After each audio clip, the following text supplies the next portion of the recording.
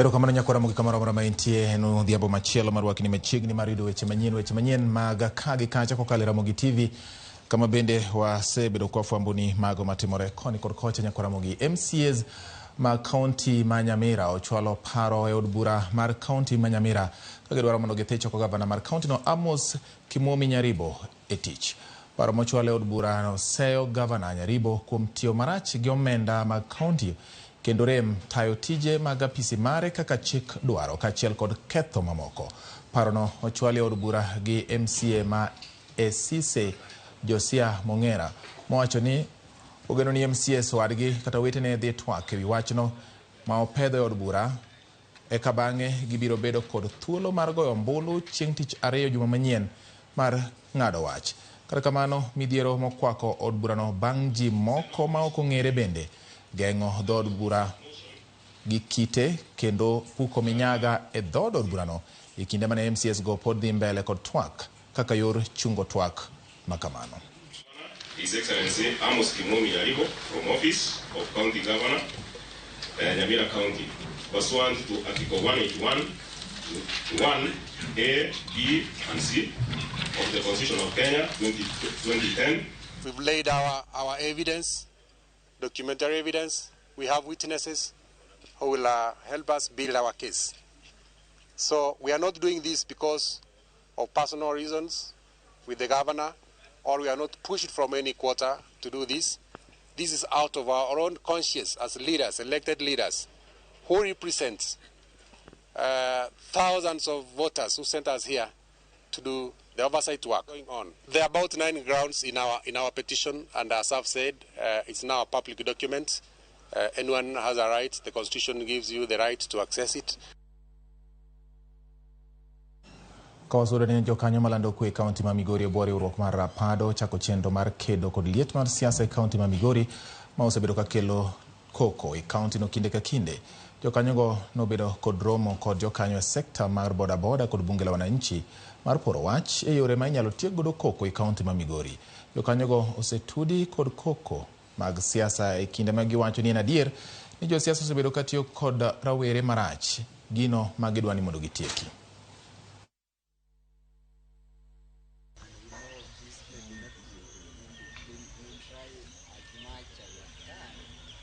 Ne waluongo jo siasa ndalocha ne gin jodwaro ngas mopogore mane wabedo kodgi, mane wawuoyo kodgi, mane wasaini gimiluongo ni peace charter. Apan mago achiel kuom intervention ma wanyalo associate no kelonwa kwe ndalo election, but pod ok wawe jo siasa, pod wawuoyo kodgi nikech samoro yudo ginyalo bedo matek, but nitie kaka watiyo kodgi ma waneni message ma wan go ochopo negi. Waseyudo ni bodaboda en tich, kendo en tich ma osebedo ka konyo oganda mang'eny kabisa. Wan kaka jo bodaboda watemo maber kabisa mondo mi make sure ni vijende matiyo tijni endi obedo registered stages, kendo sani stages moko bedo registered wan wawegi watamore nikech kanyo ende ma wanyalo neno kaka wanyalo konyo yawuotwa go iko kwapuonjogi, twanyisogi ber mar tich magitiyo mar bodaboda mondo mi gin bende gikonyi society. Gini biro nikech vijende mang'eny onge tije. Jo siasa gi gin achiel gi gin giwegi gimbe magikelo koko nikech bondo mi giriw ji kaka jo siasa bondo gibed gimoro achiel nikech yiero en gima biro dichiel. To kosabiro mokalo to nego beni koro wadok back into tijewa monego beni watimo. Kawadhi nyime ni do mapacho ka opodho chenro mar do mamalo e kaunti ma Kwale mar reso jodak makono ma osebedo kamanyo kony kowuok e kaunti ma Mombasa e yudo ratiro margi. Do lero ni buche duto ma chocho ratich oganda ibiro winje do no kendo neno ni jodak makanyo yudo ratiro margi mapiyo piyo. Piny owacho ne opedho e oboke mar piny owacho e wi dwaro mar yawo do mamalo e kaunti ma Kwale higa mar 2020, kata kamano chenro no pok ne ochakore ayanga.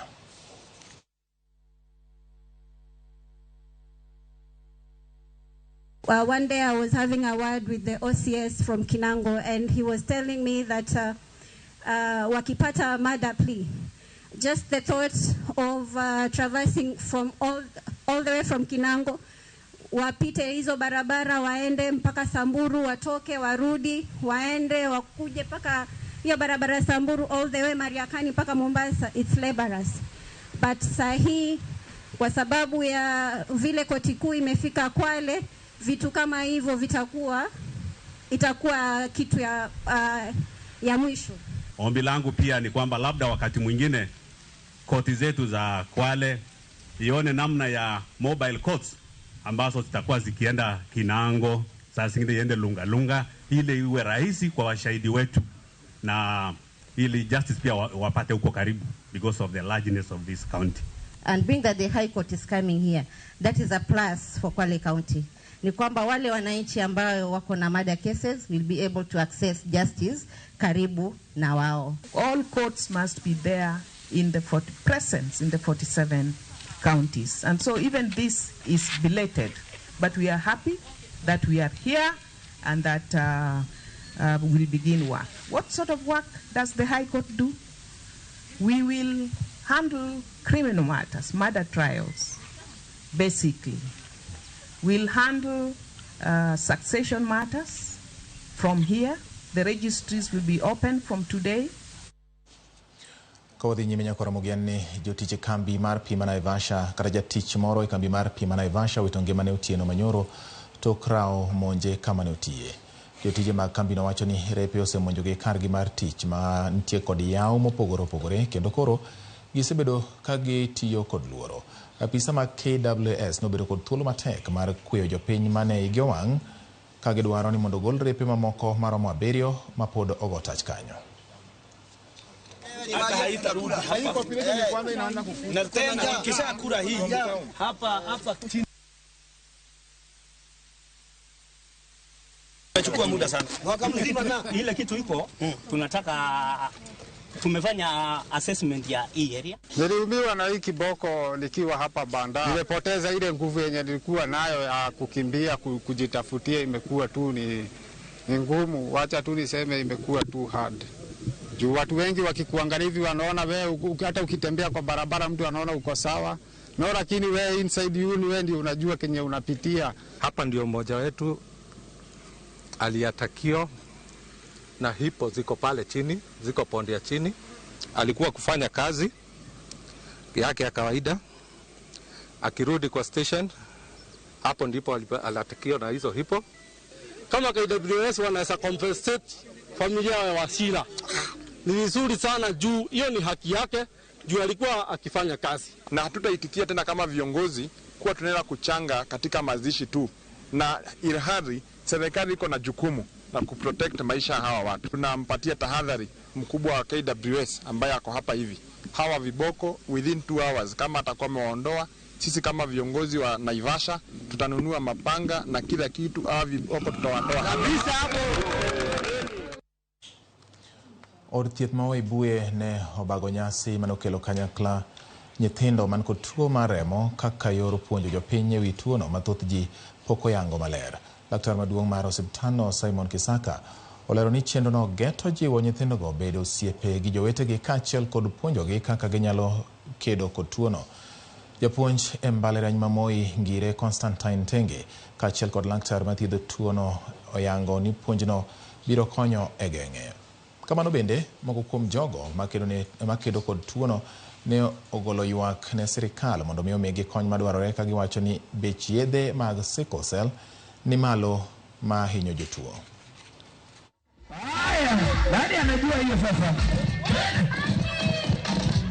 And the aim of today is one, we want to celebrate the sickle cell warriors. We want to let them know that they are loved, they are cherished, and that they belong to this community. We also want them to share their stories, to get to interact with one another, to share their stories, to share their journeys, what they've learned, and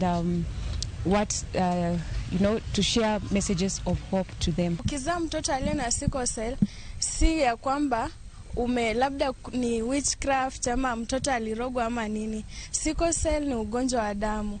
Kwa hivyo inatokana na hiyo, ni ugonjwa mtu anazaliwa nao. Kwa hivyo ukizaa mtoto wa sickle cell, mlee ipasavyo. Yani ule mtoto anaposikia maumivu yoyote, mpeleke hospitalini ndo wajaribu kuprevent mapema kabla alemewe. Ningependa kuomba serikali yetu itukuwe na tupangia hii fund day, like isikuwe tu mara moja na wanaenda hivyo. Siku ya leo ni siku ya furaha sana. Tumewalika watoto zaidi ya 200 kuja kwa hii siku ya Fun Day. Na sisi kama hospitali tunajua watoto wengi wana stigma, hawajuani. Wana challenges nyingi sana. So leo ni siku tumewaita kuja pamoja, wacheze, pia wa feel appreciated, waone pia wanapendwa. Ka wasudo kwa Ramogi wang'io motende kod weche mag ohala e kind pinje kama jolony weche mag ohala e piny mangima WTO obagoro me pacho kamar chiwo puonje ne apisas bede migepe mopogore opogore wi lony mag bero chenro mag ohala e kind pinje ma jokanyo. Jolony go mawuok e piny mar Switzerland koni obadho kaachiel kod chike moridi e kind pinje ma jokanyo gin mana moko kuom gigo mamono chenro mag ohala dhi nyime kaka owinjore, omiyo gidwani mondo ombek moko kuom chike mag bero ohala. Moko kuom apisa ma oyuoro e romono gin kaachiel kod mago mawuok e duol ma ochung' ne puodho mwandu e pacho ka KEBS to kod migawo manie migawo kod mago mantiere migawo mar ohala e kind migepe mamoko. And participating at the WTO is very useful for Kenya in terms of their exports. You export to many areas of the world, and Kenya's exports benefit from more knowledge, or your governments will benefit from more knowledge in terms of how to develop regulations, how to become more competitive in what you do. So that's one of the main reasons we are here. All this is facilitated by adoption of international standards, and where we don't have the international standards, then we do harmonization of standards in the African region under the AFCFTA, and where we don't have the regional standards, then we have harmonization of standards at the East African community. These are the regional economic blocs. Mbalariany mar Ramogi Oginga Odinga of Science and Technology tiyo machiegni gi mbalariany mawuok e piny mar German e jiwo kit tiegruok mar tije lwedo ka gitiyo machiegni kod riwruoge mag jopur kod jopur giwegi e keto lony margi e tim. Chenrono bende geto medo thuolo mag tije ne rowere moseyudo tiegruok e mbalariany to onge kod tije kokalo e chiwo kit somo mag tije lwedo. Kaunti ka kaunti bende koro dhi nyago kit chiemo kaluwore kod chal mar lowo. In Germany, engineering, and in our campus in Weche. Some of you already have visited us. Our schools has 3,000 of education and formation can be done there. And there are different schools. Our knowledge, I just want to say some words about. We have a lot of experiences in the field of practice, relevant issues. And one of the major questions we do see is to link better universities to farmers, and to link them to agricultural industry, that the profit is for the community at the end of the day and the community can develop. To kaka gibiro gisewuotho kodwa wasomo kanyakla wapuonjore kanyakla nyithiwa bende koza wach githo gemni wahichwa bende gitero thurgi kuno ni e class gipuonjo wabende ka gibiro ka to gipuonjowa gik ma gin giwegi gisetimo e pinygi mamiyo chiemo nitie, mamiyo kata koth olal, kata piny timre nade to pod min ng'ane bro tedo kuon, bro keto gimore mesa. Koro wadwa temo mondo walok somo mondo wae ndiko kalatese wadhie pidho nyim, pidho bando, pidho suga ma kelo mewo ei piny. Maendi e gima duong' wa Ramogi Oginga Odinga dwaro timo mondo wabed practically oriented.